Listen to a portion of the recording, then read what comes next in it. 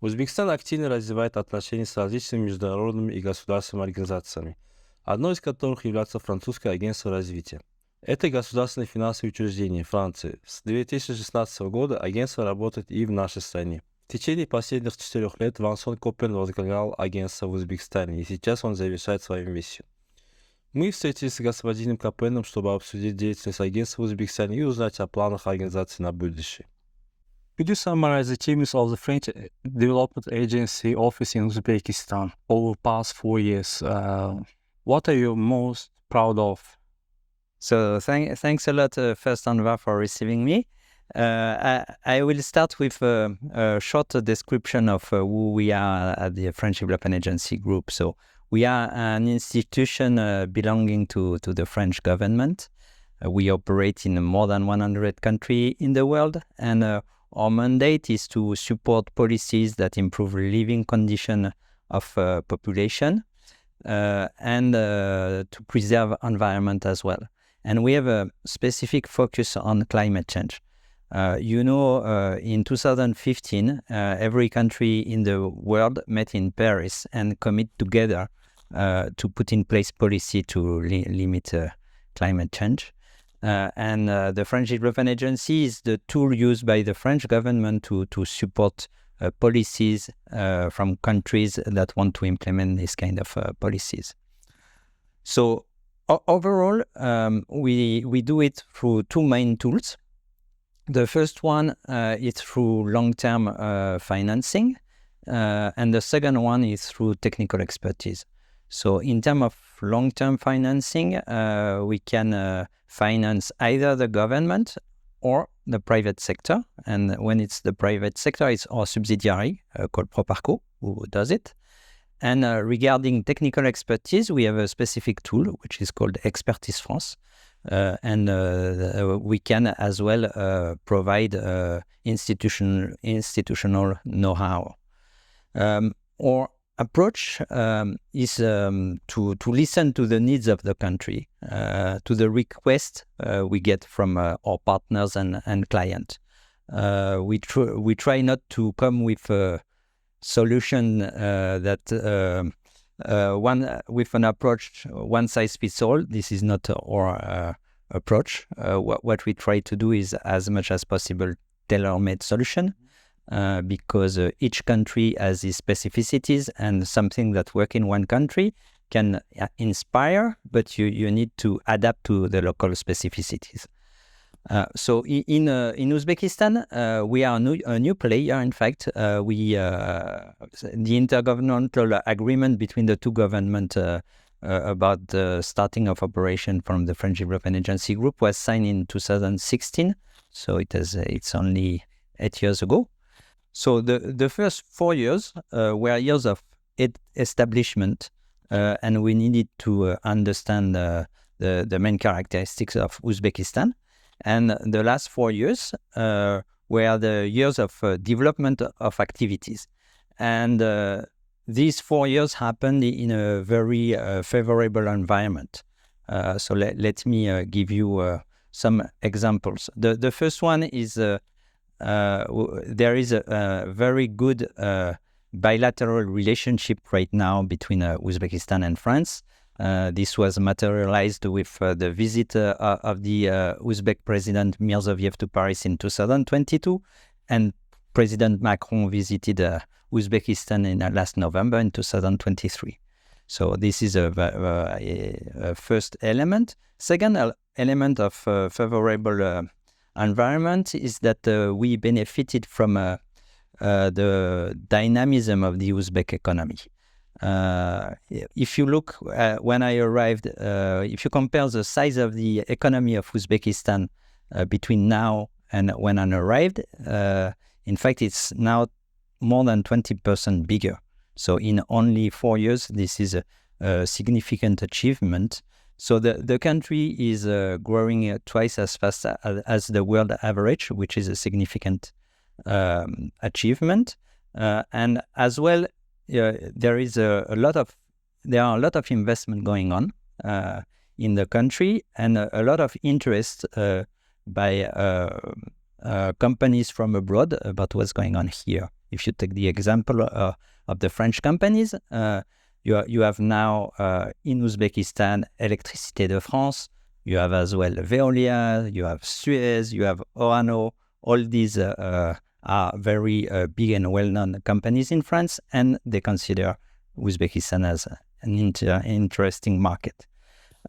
So in this overall context, we have as well benefited from the drive for reform of the Uzbek government, and we have been able to develop significantly our activities.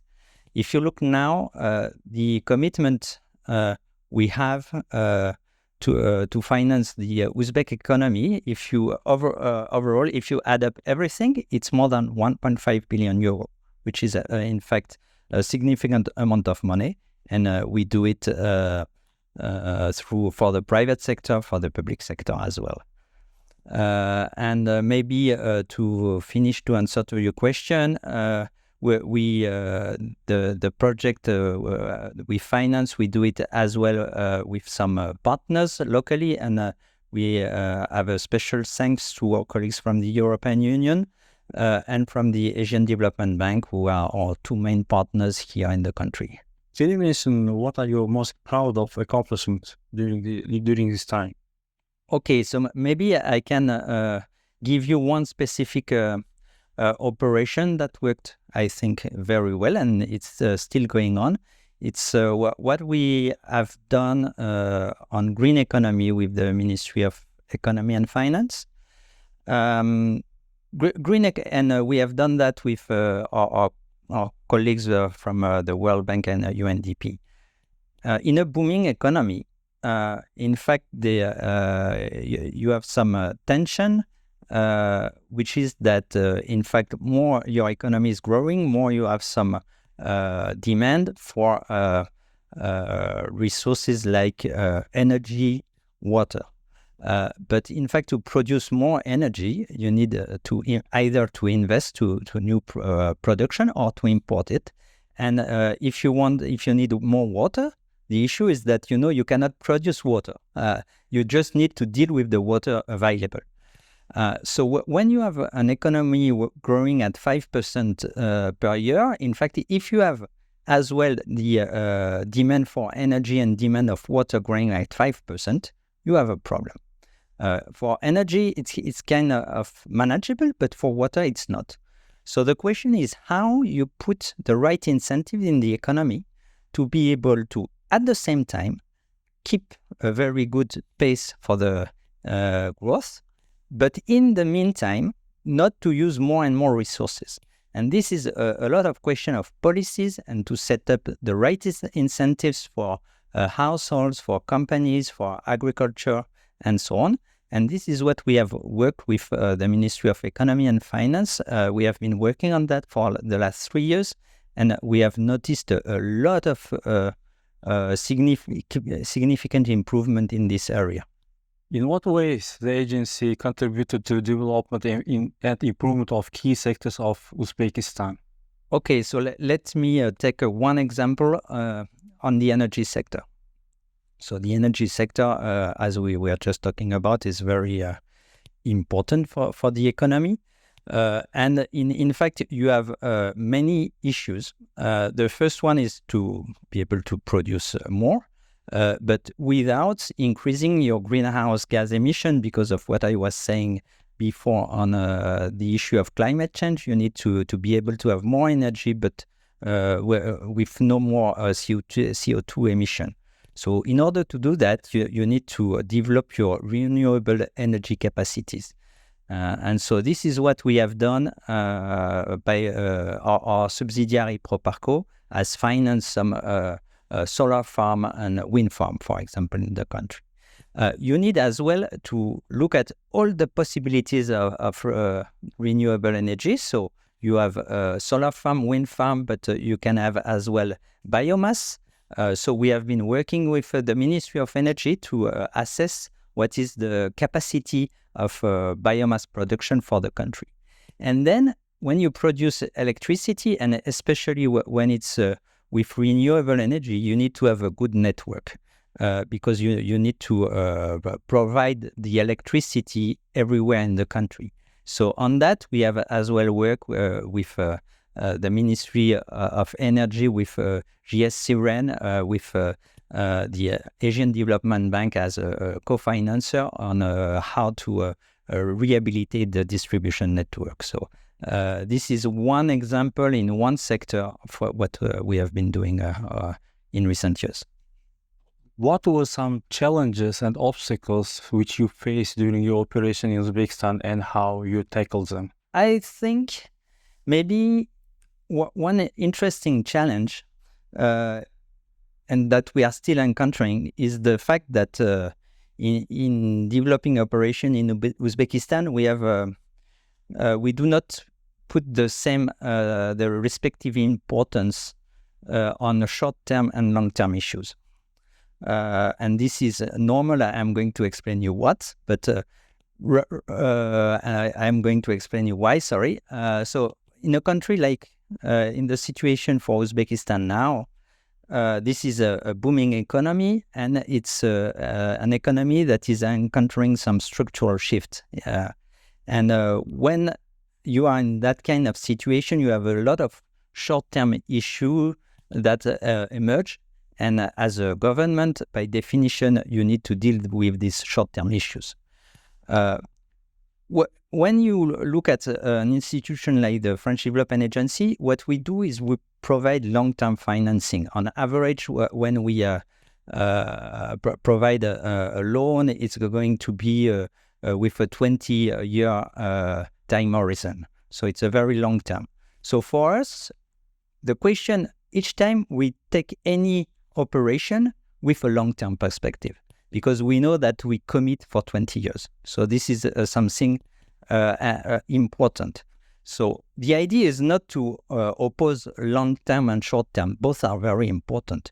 You may know that one of the most famous economists, John Maynard Keynes, was saying about long-term, well, in the long term, we are all dead. So basically, short-term is important, and I fully agree with that. The issue is, it's important on the other way, not to make decision today that you are going to regret later on. I can give you one example in France, where in fact we had set up a policy that we regretted later on.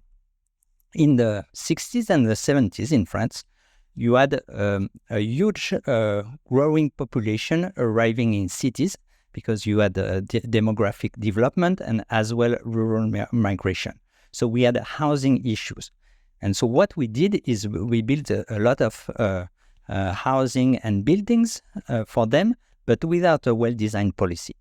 And later on, we realized that these buildings were not very well done.